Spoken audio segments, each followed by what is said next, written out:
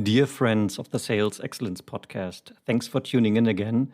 Just a little heads up. Unfortunately, Jan and I, we are sometimes still struggling a little bit with our technical setup. And in this particular instance, unfortunately, both of our voices do not sound so great.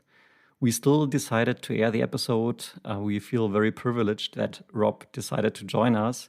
And we definitely wanted you to be part of this conversation. So therefore, here it is. Please apologize. And now we hope you still enjoy this podcast. Thank you so much. Jan, I recently met my manager in our regular one-on-one, and he asked me a question that I was actually really grateful to be asked. Tim, don't tease me. What was the question? Well, he just asked me, Tim, how do you feel? So that sounds so simple, but I guess it had a big impact to you. Indeed, it did.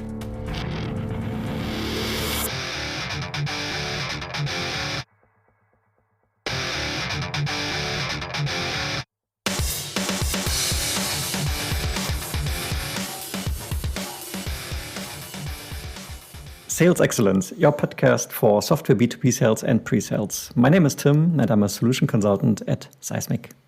And I'm Jan, a pre-sales leader at SAP. Welcome to our new episode. Yeah, so let's jump straight in, of course. Well, maybe you could take it from the teaser. Today it's about leadership we want to talk about, and I could not imagine to have a better guest on the show than Robert Riefstahl. So for those who do not know Robert, and shame on you, you really should, let me introduce him. He has basically spent over 20 years in the software industry and is one of the founding partners of To Win Global, who are a basically tech sales training company, which I was lucky to be trained on, and actually Jan as well, I know. And Robert is also an author of 2 books. One we have referenced many times on this podcast. It's all about improving software demos, and a second one on how to navigate today's selling world in a virtual environment. So welcome to the show, Bob. Really happy to have you. Thank you for having me. Welcome. So let's start with a warm-up question, Bob.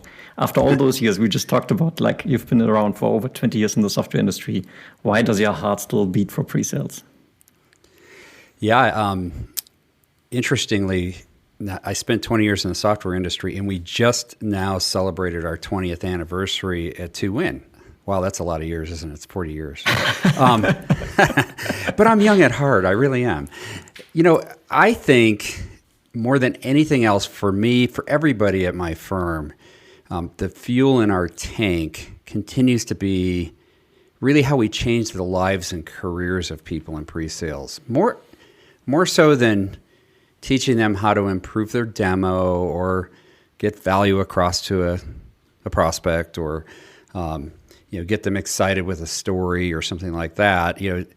It's fun to watch and fun to participate in and fulfilling. Mm-hmm. But it's interesting because I've spent a number of years doing this now, how many people come up to me, and this was pre-COVID, but I get notes now, where they'll actually send me a note that says, hey, I just wanted you to know I took your class 14 years ago or something like that. Yes. And it's completely changed my life and my career. And that is just incredibly fulfilling for me and for every one of our facilitators around the world. Yeah, I can imagine that. That's a huge compliment. And I think it almost takes something that we're going to talk about just in a minute, which is like purpose, right? It's all about purpose in the end as well. So before we jump into our leadership framework and principles, which is going to be the main topic of today, aside from the question, okay, what should we actually do if we're interested in going to leadership? Those are the 2 top pillars we want to talk about today. One other question that specifically relates to pre-sales leadership. What does it make pre-sales leadership unique as compared to, let's say, maybe sales leadership or any type of leadership, maybe R&D or product management and stuff like that? I think in a lot of ways, one of the main differences, one of the things that really makes it unique is that delicate balance that pre-sales leadership has of having a team that has to drive outcomes, and they know that. Pre-sales leadership knows they need to drive outcomes such as revenue goals and that type of thing. They have to drive those outcomes through their team, doing subtle selling, if you will, and demos and building trust. You don't want to be an outward salesperson. That's for the salesperson to be, right? Right. But it's building that trust, but also at the same time, managing the resources and helping drive product direction and delivering quality to customers so that when it goes over to client success, the teams over in client success are handed an opportunity which has become a client which is going to be really successful. But, going back to that delicate balance, how do you make sure the team drives outcomes, but they continue to be seen in the eyes of the prospect or the client as being that trusted source so that they're not too salesy? And, a lot of pre-sales people struggle with that balance, and it's up to the leaders to help encourage them and show them and mentor them on how you can handle that balance. Yeah, that's a fair point. And funny enough, yesterday, Jan and I, we were discussing that particular question. And I know, Jan, you also had a particular aspect or vision on that point. Would you want to share it? Yeah, I mean, my point was more, and you started with that, Bob, that you have so many different stakeholders you need to deal with, right? But Tim then said, okay, you also have that in other roles, wherever you are, right? And I think it's true. The aspect you are adding, like, so maintaining that balance between being the trusted advisor and still being outcome driven, I think is adding something to it. And I can follow it, and I feel it each and every day, to be honest. So I really appreciate that view. All right. So, I mean, I would love to start now with the leadership framework or principles. And I think we already touched upon the first point, really, because as you just shared that anecdote, that people reaching out to you, giving you a sense of purpose, what you contribute to the pre-sales community really has a meaning, right? And I think on a level from a pre-sales leadership perspective, when you have a team of pre-sellers, you want to instill that purpose. And funny enough, I'm remembering Simon Sinek on a regular basis, because he always says, start with why. So, Bob, from your perspective, how can pre-sales leaders effectively instill that purpose within their team as opposed to being just a demo monkey, if I'm really being mean now?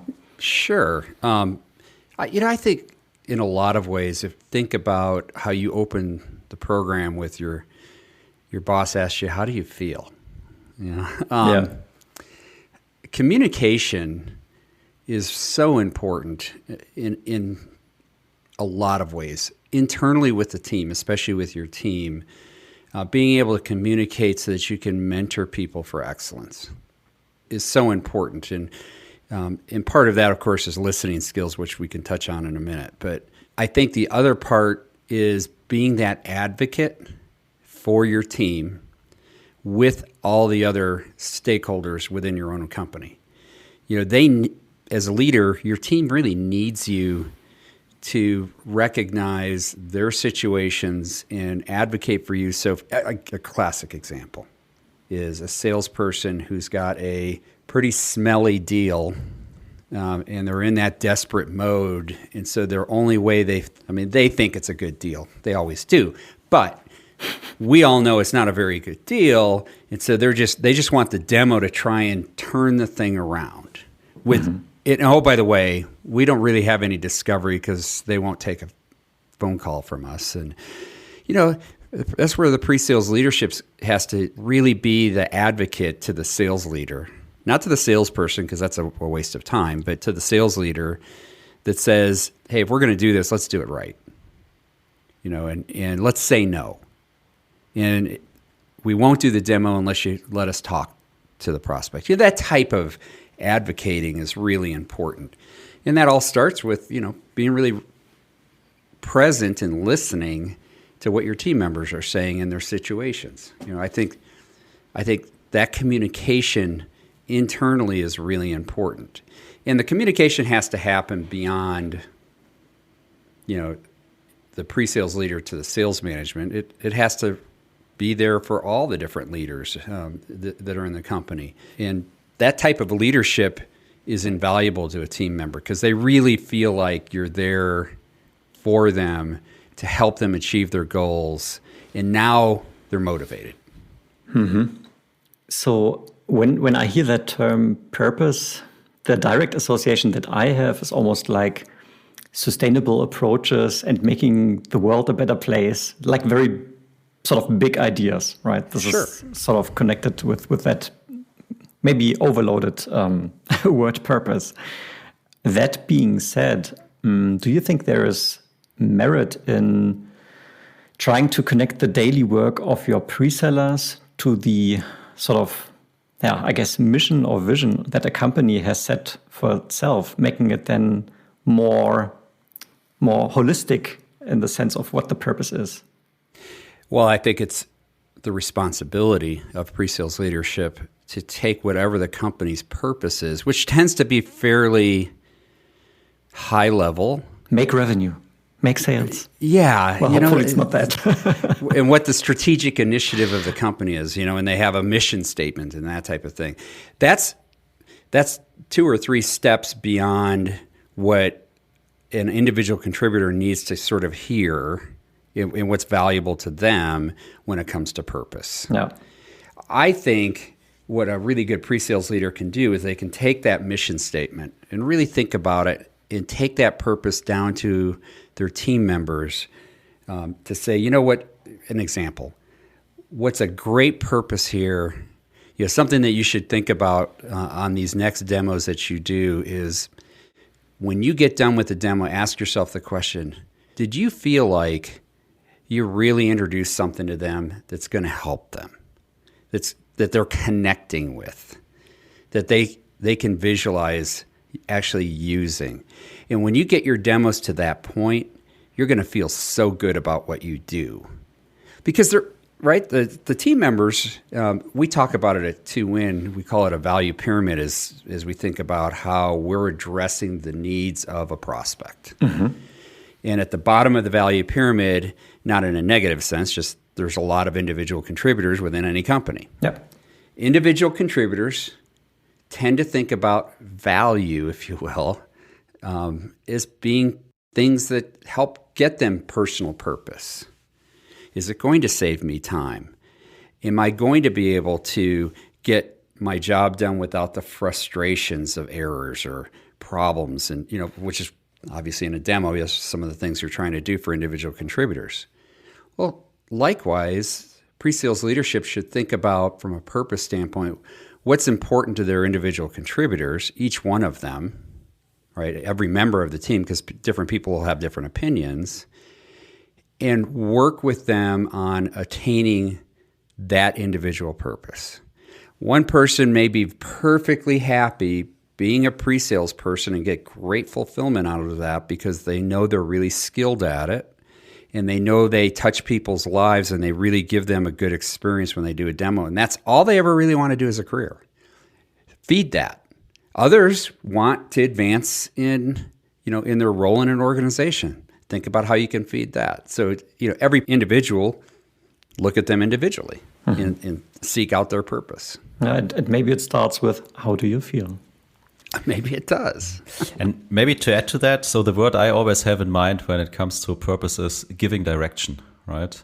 So I think this is also something, even I try to do because I can completely follow you, Bob. So there is that individual contributor person, and then within a big company like SAP, for example, of course there's a vision and there's a mission, but it's really, really hard to see your personal impact, if you will, to that kind of big statement. And how you're saying, so taking that statement and try to breaking it down and then looking with each individual, so how can that fit together? Because I believe if you could connect that very personal purpose with the company purposes, it would even end up in a more kind of stronger engagement, motivation, or however we call it. So, even to me, it's always impactful and helpful to get direction, right? Within, especially within big organizations. And then I'm also able to map it with my personal purpose or also values.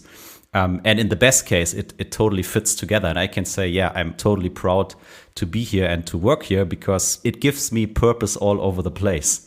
So giving direction is I guess, my take on that one. Sure. Yeah, we work with well over half of the top 400 software companies in the world. Some of the biggest, obviously, but a lot of middle market players, hundreds per year. And we see all types of energy, if you will, within companies. Lack of, as well as really good energy in companies. And when we see really good energy in companies, it's because a lot of the pre-sales people that we work with, they feel deep purpose. They don't feel mechanized. They don't feel like they're just doing this job because they have numbers to hit. They do feel purpose, and the collective energy of that really has great power of a company achieving their goals. And pre-sales tends to be that hidden energy in a company, but it is what, when people are buying, it is what their experiences, they see this is going to be my experience based upon this demo of how I'm going to use this product. And if there's great positive energy and those people have great purpose, and the pre-sales leadership has really fed that, amazing things happen to these companies and how fast they grow. I'm almost inclined to say it could be a whole episode on its own, because it's such a huge, but also important topic, right? But for the sake of time, I would suggest let's maybe move along. And I think a couple of key points you already mentioned on the second point we want to really talk about, which is collaboration, right? You mentioned earlier the example of obviously sales and pre-sales, they need to work together. In fact, in all sort of complex B2B buying scenarios, there's always a collaboration, there's always a team involved, right? So what is the number one thing that pre-sales leaders should focus on to facilitate effective collaboration? Or maybe that they should do more of, or they're not doing enough, or maybe the one mistake that comes to mind? Well, I think collaboration starts with how they collaborate with the team, what the executives within their own organization. The collaboration that happens there is critical because pre-sales has a unique lens as to what's really happening from a competitive standpoint and what's really happening from the needs of the buyers. They need to be the voice that goes to product management, for example, that provides them ideas and innovation, but also raw needs that they're seeing and that their team is seeing, in these demos. That's not done a lot in organizations. I've recently made good friends with the people at Vivun, Vivun. Great software platform specifically for pre-sales, and they just got another round of funding. They're up to $53 million in funding. It's impressive. Yep. And we're working with them on that whole idea of being able to gather, what's happening out in the field with these demos, get that valuable feedback and have that fed into product management. And it's just a fantastic idea. So that becomes an important part. It becomes important to collaborate with the client success team, to make sure that you're keeping a pulse on, as a pre-sales leader, on what's happening with the implementations themselves. Because if there's a consistent problem in an area, the pre-sales people, the people doing the demos, need to be aware of that, because nobody wants to oversell something, and so that they want to know about that. If the pre-sales people are constantly doing workarounds on a whiteboard in a demo because of a lack of a functionality, and they're having to do that all the time, wow, that's a great thing for product management to know, and the revenue associated with all of that. So I think that becomes important. Collaboration with sales, is the forecast real? Are these deals real, or are these hero deals where, again, you're brought in to try and save the day at the end of the quarter? Because if they could just see the value in the product, they'll sign with us versus the competition. Does that really belong on the forecast? So I think some of that becomes really important, as well as working with HR to make sure your ratios are right. I mean, it's really hard on the individual contributors in pre-sales, as well as pre-sales management, when the team is completely overloaded and overrun with volumes of demos, where now all of a sudden they don't have the opportunity to prepare, to do discovery, to do any of that. You got to keep your hand on that pulse and be a good voice for your people on that. So I want to pick up on the one point, because for me personally, it really resonates strongly. You say pre-sales basically could provide an additional insight how healthy deals really are, right? And I mean, we all know these QBRs, and I'm already happy to be invited to QBRs, but I'm certainly not actively involved. I'm just invited as a, yeah, you can come along sort of thing, but no one says, hey, Tim, what do you think about this deal? But I think pre-sellers would be able to provide some additional insight into how realistic really those best case commit and whatever type of deals really are, if we want to step away from less bullshit and more tangible, real information. Yeah, can you imagine sitting in a QBR and there was sort of a, it's a bad deal, and they asked you the question, so Tim, what do you think? And you were really honest? They may not want to hear it, but that's what your internal trusted advisors are for. And in that case, a pre-sales person can be a real trusted advisor. That stated, I think a pre-sales leader has to make sure that if their people are invited to QBRs, that there's a consistent view of where deals are at, right? I mean, if you have a curmudgeon, somebody that's just sort of grumpy and irritable, but they do a really good job, but they're not anybody anyone likes. You have those people, on your team. You keep them because they're really good in front of the client, but they're not so fun internally. You don't want them to sour the milk every time they're in a QBR, right? So having consistency, leading the team so that there's consistency in a QBR, as an example, would be a good idea. Yeah, well, fair enough. And I mean, I think that directly ties the knot to the next aspect we want to talk about. In fact, you already gave a couple of examples. I mean, collaboration obviously directly involves a lot of communication, right? We have communication firstly towards, management. We have communication towards the individuals within the team, but potentially also, as you gave the example, product management, cross functions, right? And maybe there's even more, right? Jan mentioned earlier the number of interfaces we have in pre-sales is quite high. It's not only product, it's maybe marketing, it's maybe the implementation teams and so on. So communication is obviously a key aspect. Yeah, I think we've covered sort of the cross-functional and towards management, but let's talk about communication with the individuals within their team. Mm-hmm. One of the things that we work with team leads on, so maybe not the VP of pre-sales, okay, but in a large organization, the team leads, the pre-sales team leads, where they have 7, 8, 9 people that report to them or however many reports they have. Communication is really important, that the clarity and the specificity of the communication and feedback that they give people on their performances within demos, on where they can personally improve to be that much better as a pre-sales person is super important.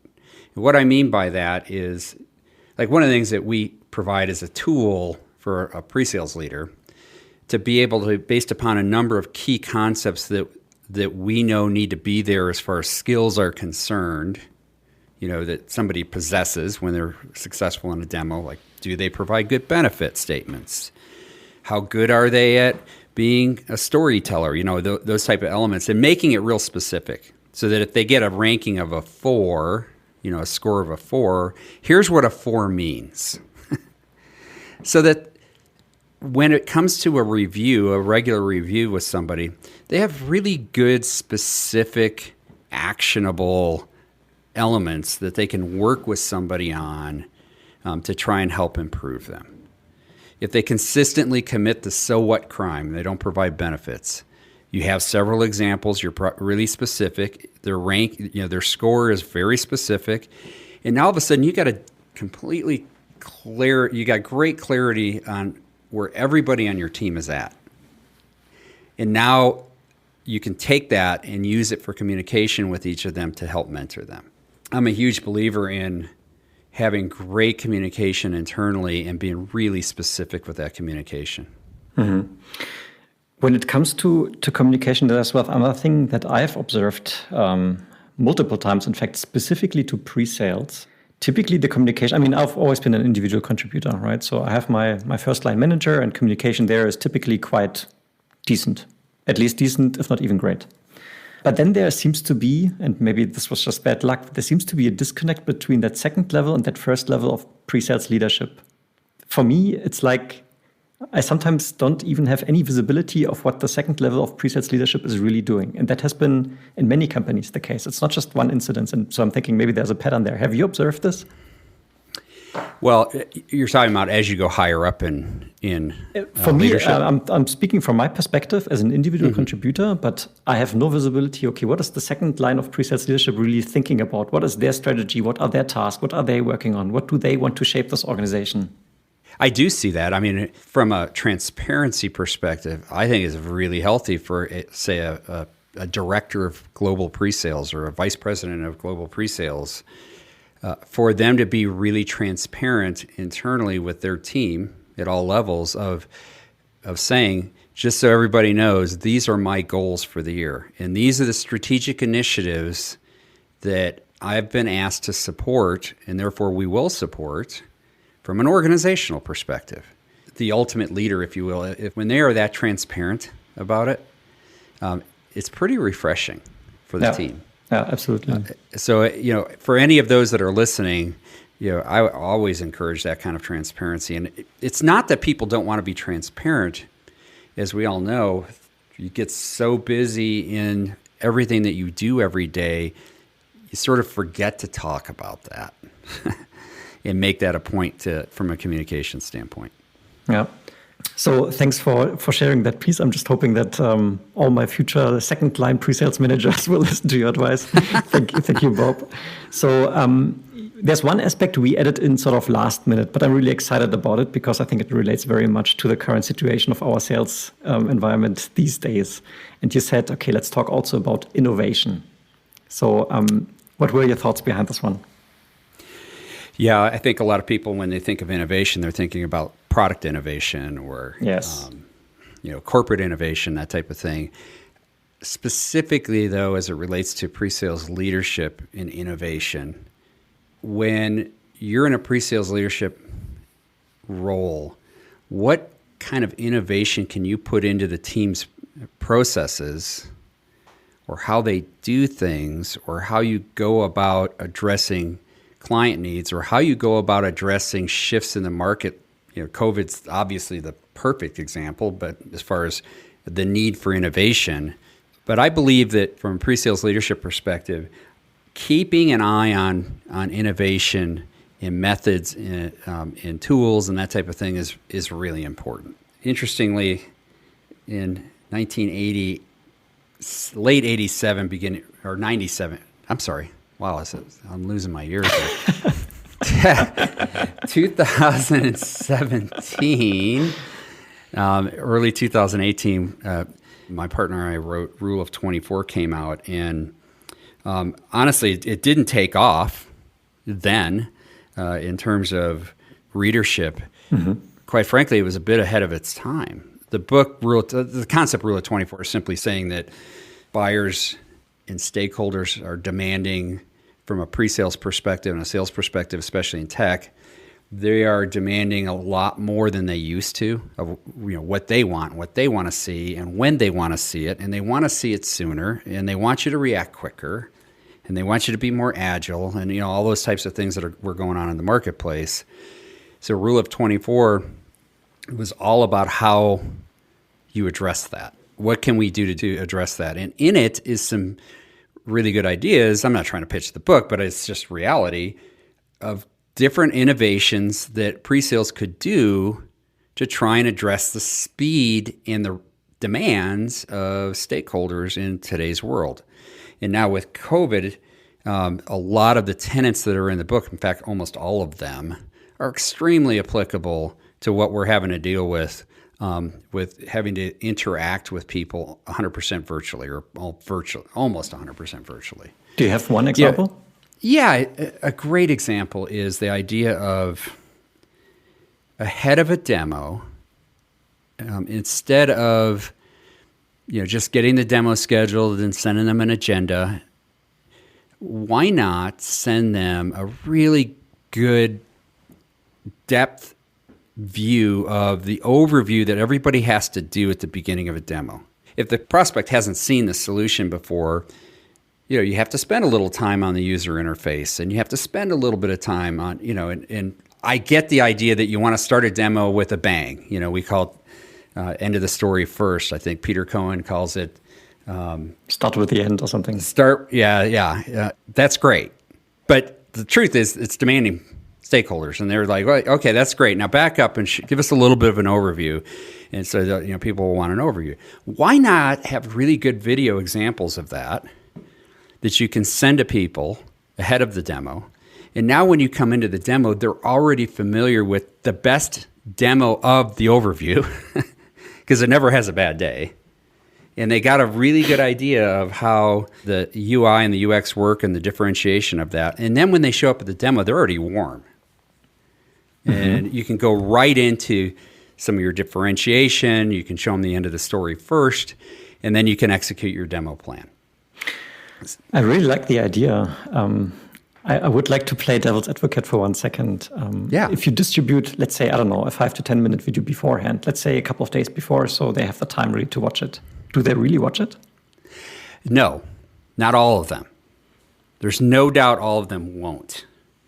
However, you'll know, especially if you use a platform like Vidyard that tells you whether they watched it, how much they watched it, who watched it, all that type of thing. You know who did watch it and who didn't watch it. So now you've got a built-in reason to not spend a bunch of time in an overview, even though that's sort of a demanding buyer's need, because you gave them the video and they'll say, "Oh yeah, I'll watch the overview later," and you can go right into the details. So what it does is it sets aside the need to do the overview because you've already given them that in a video, and they'll revisit it. There's an exception to that. If it's a leader in their company and a senior executive and they say, "I want to see the overview," guess what you do? Yeah, of course. Yeah, the overview. Duh. But that's an example. Here's another example of using video for innovation. You do the demo. It's an hour long. There are 3 follow-up items, that they want you to research, or they want you to show that you didn't have configured, or you couldn't show it at the time. And why would that ever happen? Because the discovery's underknown. You didn't get everything you wanted in discovery, and they start tossing out questions. Can you do this? Can you do this? And you didn't have opportunity to prepare. And you made the decision not to try and do it on the fly. Wow, record a follow-up video that might even have some whiteboarding in it. Maybe a little bit of demo that's the follow-up to those items. Send that to the team using a sharing tool, a video platform like a Vidyard or Consensus. And now you can actually see when they followed it up. And now the salesperson doesn't have to herd a bunch of cats to get back on another meeting so that you can do a follow-up. It compresses the timeline, and it really shows your responsiveness, your professionalism, right? And your authenticity. Because you're not going to put marketing bumpers on this video and do a bunch of post-production. It's an authentic demo video that you send to them. So, just a couple of examples of innovation. No, perfect. Thanks for sharing that. And I really like the underlying sentiment. But before I express that thought, Jan wanted to say something. It's just so lovely how Tim is always picking it up, right? So he's seeing my eyes, and then he needs to say something. Now, I just want to say, I also asked Bob to you, because you mentioned a couple of tools, for example, right, regarding these innovations you came up with.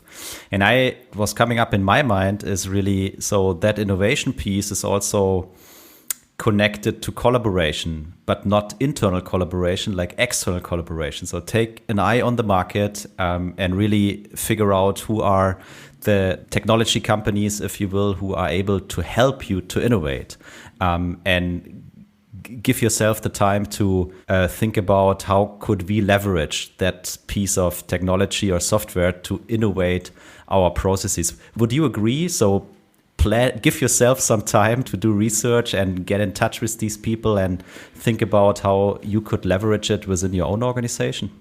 Oh, I think that's just a wonderful idea. To get closer to the market like that and recognize examples of innovation. I mean, I can remember back in the software, when I was in the software business, we would bring prospects to a client's for a site visit.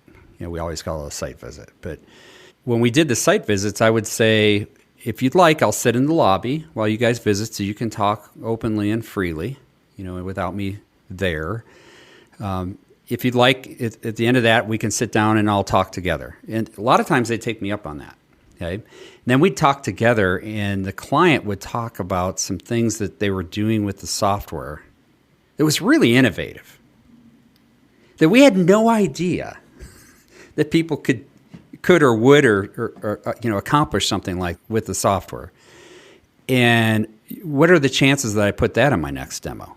It was great stuff. So that type of collaboration with the clients too is super valuable to the entire team. I mean, I'm most inclined to say it's almost like our job description to sit with our prospects and look how our solution can potentially assist them with, which is an innovation by itself, right? Doing that mapping. But I really like that methodological, and I didn't say that word right, that innovation on basically what type of methods do I use to do my job. That's the other aspect of it, right? Using the right tools, using the right methods, using the right techniques, whatever type of things to become better and keep up with what the market demands. Well, Tim, here's a great example right now.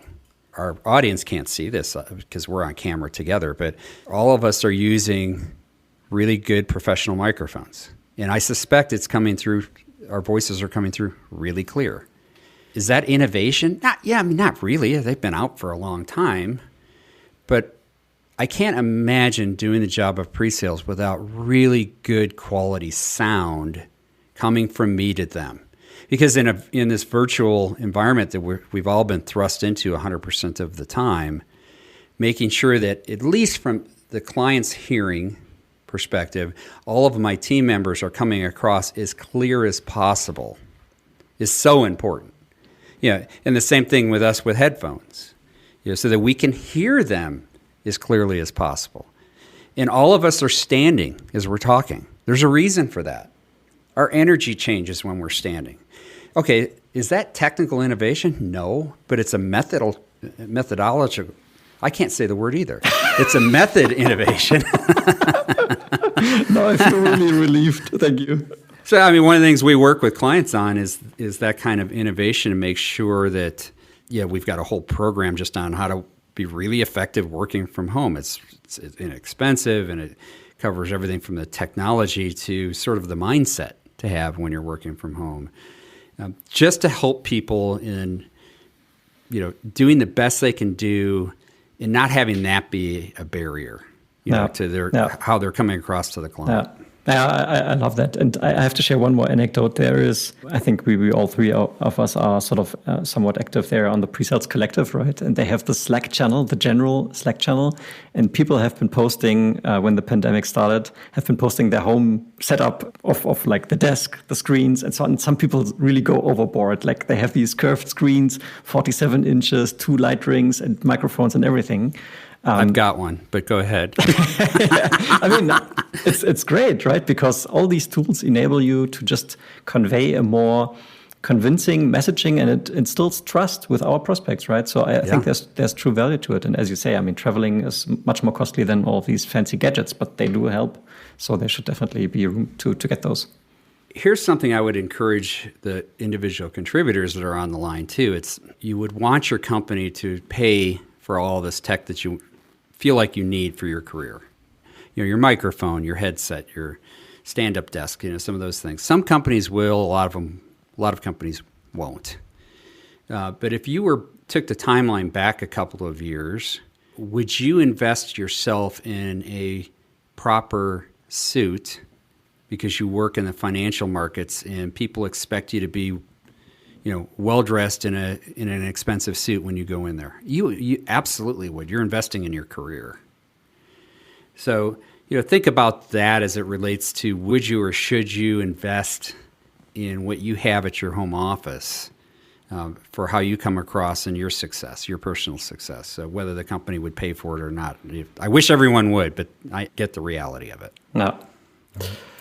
I just want to add to my earlier point. I think communities like PreSales Collective makes it so easy for us to innovate, right? Because in the first step, the only thing we need to do is listen and realize what's there, and then thinking about how we can adapt. Yeah, absolutely. That is a great platform. The forums are terrific. The Slack channel is great. Really good ideas come out of PreSales Collective. Agree completely. So thanks, Jan, for that very easy transition, because one of the points, and maybe we can put them together, I think they sort of belong together, is listening and reflection. And to be honest, before you share your thoughts with us, Bob, whenever I see these type of things, I'm always thinking, okay, this sounds like a self-development sort of personal help book type of thing, right? Because those are the typical topics you would find in like Stephen Covey's like 7 Habits or whatever, like listening and reflection. But please, Bob, guide us through your thoughts why PreSales leadership should care about that. Well, listening and reflective skills are the essence of good discovery. You know, it's not enough to ask a question and listen to their answer. Sometimes you have to probe and ask and go deeper into what they're saying. I find, and we teach, whether it's discovery or objection handling is a classic place where listening skills, active listening skills are really important, that if you reflect back what you heard, not every time. I mean, that would be weird, you know. But if somebody gives sort of a broad answer in discovery, or they give sort of a broad objection, or one of your pre-sales leadership, and same thing, and you know, working with your own team, that active listening skill within them to reflect back what you heard, and then go into sort of a clarifying mode, just to make sure that you really understand what their answers to your question for discovery, or what their real objection is, or what your team member's really feeling, you know. Invaluable. It's one of the best skills a pre-sales person can possess, is that ability to do that active listening. I'm not a real quick on my feet person, but I'm pretty good at reflecting. And what I have found in my reflection and clarification of questions is it also gives me time, as I'm listening to all of that, to formulate my response. And it doesn't mean I'm not active listening when they're doing that. It's just that your mind works really fast in putting pieces together when you really understand what they're saying. And so working with your team on those listening skills and reflecting back what they hear as part of those listening skills is super important. I mean, like I said, I think that's one of the best skills somebody can have, especially now when everything is virtual. Because a lot of times you didn't get discovery and they say, hey, can you show me this? Hey, just pause for a second. Ask a couple of questions about it. Sure, we can show something around that. Let me just ask a couple of questions about your perspective on what it is that you want to do when with that piece of functionality. Or we call it discovery on the fly questions to get the essence of what it is they want to see. Then you can decide, do I show it or do I set it aside for later, or you can make a decision on what you do with it. How would you advise pre-sales leaders to train their team members to become good at this? Is there any sort of exercise that you maybe do in the workshops, or anything that you would say, okay, this will develop the team in that direction to become better at it? Yeah, it's a methodology that we have that it starts with, interestingly enough, we kind of start discovery with objection handling, because that raw skill of hearing it, reflecting, and then formulating a response carries into discovery, and then we have a framework, if you will, for discovery. It's some really, really straightforward, immediately actionable steps. So, for example, in discovery, a lot of people will ask, well, how do you do something currently? Right? Classic. So it starts with current. Then you ask, well, what would you like to see it do? Right? Desired. There's a lot of people that stop there. They do. And they're kind of like, okay, got it. This is what you're doing today, and this is what you want to do. I can demo to that. This being an individual contributor that you're interviewing. it's really powerful to ask the question, okay, so if you could go from current to desired, what would the impact of that be to you? I mean, would it save you time? It would make it easier. Remember, we're talking individual contributors, so they're not thinking about, well, it would help me help the company hit their strategic initiative of revenue growth. Like, they're not going to be thinking about that. They're going to be thinking about, how do I get the hell out of here on time so I can pick my kids up, you know, that type of thing, right? So be mindful of who you're talking to. And then if it's the appropriate situation and question, and you can really sense there's some real value here, then go ahead and ask the metric question. How would you measure that? We call it CDIM, a real simple acronym to it. And things like that really help people with their active listening, because it's a simple thing to implement tomorrow. You know, you don't have to put a process in place that has to go across the team, and it's got, like a sales methodology. This is real simple stuff. Current, desired, impact, measure. Yep. CDIM. That's easy enough to remember. Really easy to remember, yeah. Thanks for sharing that example. So you mentioned earlier already, okay, we have to keep in mind that as a pre-sales leader, I, of course, have different types of individuals on my team. Some are really good as an individual contributor and are happy with that sort of, with that role, and others want to maybe progress. So one thing to always keep in mind, of course, is how do I develop my talents? How can pre-sales leaders, and specifically in the pre-sales realm, so to say, acknowledge these different desires, and how can they help the individuals move forwards in their careers? Yeah, it's probably one of the biggest challenges that a pre-sales leader has. In our mind, I mean, the reason I formed the business is I always felt like if I could drive certain key skills with the team, that would help everybody on the team elevate where they are from today to a better place, if you will, around discovery, or around the demo, or around planning a demo, or around how they tell stories, all these different skills that are important that everybody gets. So, for sure, from a talent development perspective, that's an important element. But the other one, and one of the things I'm excited about with Vivint, is they also have some really good metrics that they can measure that have to do with the effectiveness of a pre-sales person, not to try and determine who they get rid of and all that type of thing, but really, so you have something that's measurable where you can see where somebody needs help in development. Okay, I think that's fabulous. You combine the skills with the ability to have the visibility, and the clarity of where somebody's at, along with a leadership metric like we provide the leaders that lets you actually take a skill and here's how you advance it. Here's where they're at today and here's how I advance it, becomes really important. Now, if somebody wants to stay in that role, but they want to be able to have a career, good organizations will have levels of pre-sales based upon, not just longevity, although longevity is a big player in this, but also based upon how impactful they are in terms of the team and their ability to really help get good deals in and help the salespeople achieve their goals and help the organization achieve their goals, right? So for those people that want to stay in that role, having a career path for them that is pre-sales 1, pre-sales 2, pre-sales 3, or something along those lines becomes really important, and mentoring them into those levels becomes outstanding.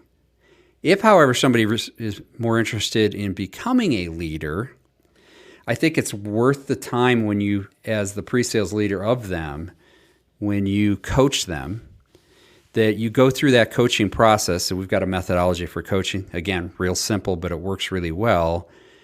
Then when you're done, you go ahead and explain the process you're using and how they can use it internally, and how they could use that same process to evaluate after a demo how the whole team did, and why don't you lead that conversation?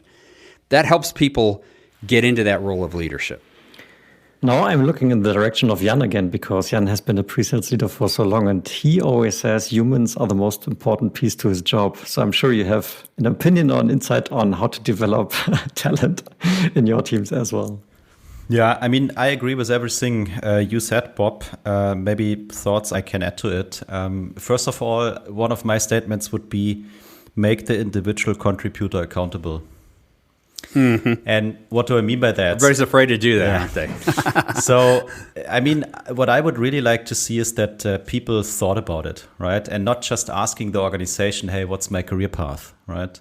I mean, I have seen people like, Jan, I want this, I want that, blah, blah, blah, blah, blah. For example, hey, I want exposure, right? Which is fair. And then, like, the expectation is, make that happen for me, right? And my first question would be, so what have you done, right? And why do you want that? So what is the reason behind? I always would like to have a feeling, what is their purpose? What is these people driving? Or I had other situations where it was like, I want to become a manager, right? And I tried to understand, so why is that? And in one case, we figured out it's not about being a manager. It's really about taking more responsibility, right? And then to me, it's a completely different game, right? So I think that being accountable for your personal growth and success, I think that is important. And what I realized is a lot of people, they haven't really thought about it, right? So they believe there is that organization, they have different roles, and then they ask, what do I need to do to go from position A to position B, right? And I don't like that, if you will. So what I would like to hear is, so what do you want? And why do you want that? So what is your purpose? Because if I'm able to understand what is the things driving you, I'm able to support you. And I'm more than happy to assist you, right? So that kind of purpose piece and making them accountable, to me, it's really, really, really important. If not the most important one at the very beginning. And then go from there, right? And as Bob said, so let's not stick to job descriptions or whatever. We need that to give them some direction and whatever, but it's so individual, right? So this is why I always try to find out, what do you really want and how can we make use of it for the organization and also make use of it for you to be happy within our organization. So hopefully that answers your question, Tim. Yeah, I think a great example of this, Tim. Somebody wants to say that I want to be more of a thought leader. Great. Let's talk about that. So what are some things that you could do to be a better thought leader? Like, do you have some ideas for research? What are some topics that you could write about from a blog perspective that we could put on some of the forums that our customers have or even our own? You know, things like that elevate their position to be more of a thought leader, rather than I just want to be able to present on the user group meeting because I've got really good ideas. Great.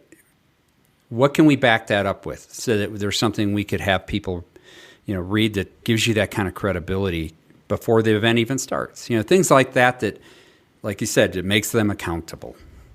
I love that.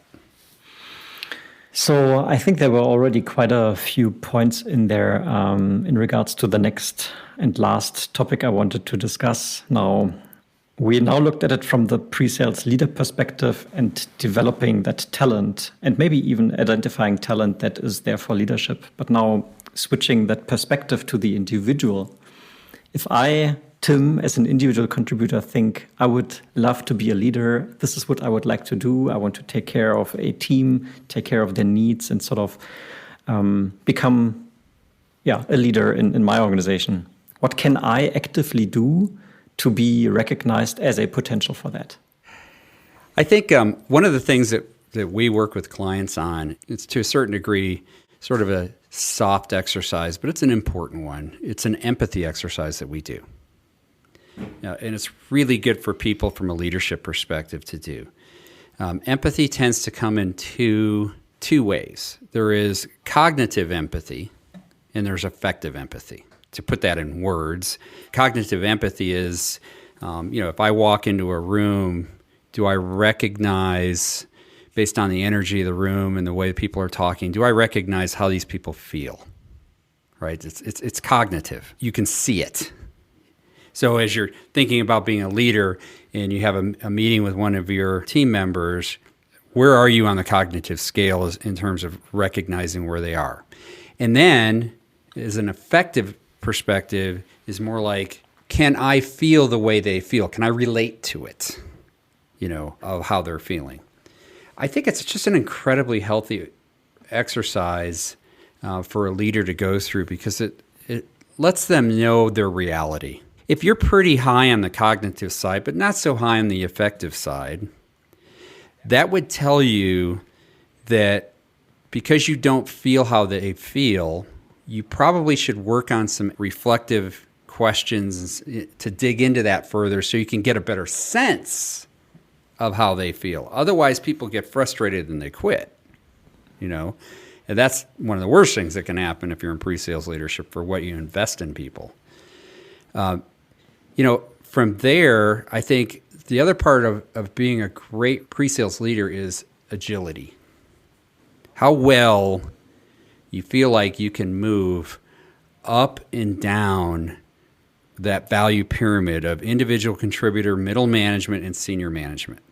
And when I say be able to move up and down, not only from a prospect's perspective and have a conversation with those different people with that empathy in mind, right? Being able to relate to them and have them feel like that you relate to them, but also internally with your team members and within your own organization. If you can think about how you can develop that agility, right? That ability to pivot when all of a sudden you're in a different situation, or you're having a conversation all of a sudden with a senior manager or an executive, you're at a point where you're really making it happen as a pre-sales leader. Quite frankly, same thing with your team members. I mean, you want that same agility within them as they're client-facing, but it becomes imperative that you have that kind of skill as a pre-sales leader, in my opinion. So for all potentials out there, 2 aspects to work on: agility and empathy, for sure. Jan, anything you want to add before we close out? Yeah, I mean, but what I would recommend is really reflect with yourself, what does leadership mean to you?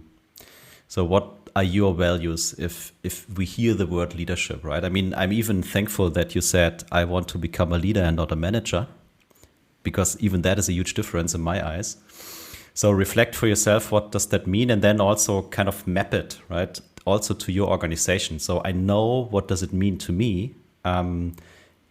Do I think it's possible to be that kind of leader within my organization, right? I think this is also very important question. And a second one is, get yourself a mentor or a coach, or just a person you trust. And I would say one within your organization and another one outside your organization, and really make it a topic, right? So talk to people who have been in these roles, or who have been or are currently on the same track, and just exchange information and get new kind of input and rearrange your thoughts.